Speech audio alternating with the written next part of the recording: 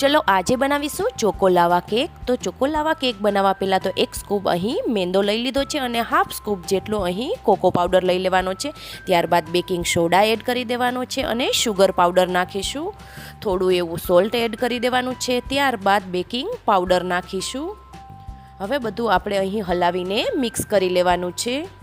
ત્યારબાદ દૂધ એડ કરી અને આપણે અહીં બેટર રેડી કરી લેવાનું છે। બેટરને આપણે અહીં એકદમ ફેટી લેવાનું છે। તો રેડી કરેલા બેટરને આપણે અહીં કટોરીની અંદર સેટ કરી દેવાનું છે। કટોરીને મેં પહેલેથી જ ઘીથી ગ્રીસ કરી લીધેલી છે।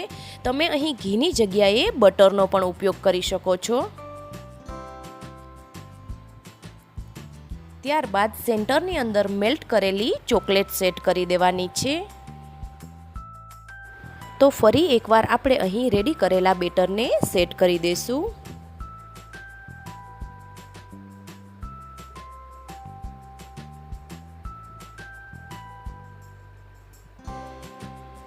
ત્યારબાદ પેનની અંદર સ્ટેન્ડ ઉપર આ રીતે સેટ કરી દેવાનું છે અને થોડીવાર માટે કૂક થવા દેવાનું છે।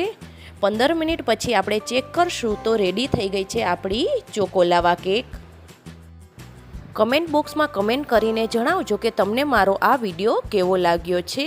જો તમને પસંદ આવ્યો હોય તો લાઈક, શેર એન્ડ સબસ્ક્રાઈબ કરવાનું ભૂલતા નહીં।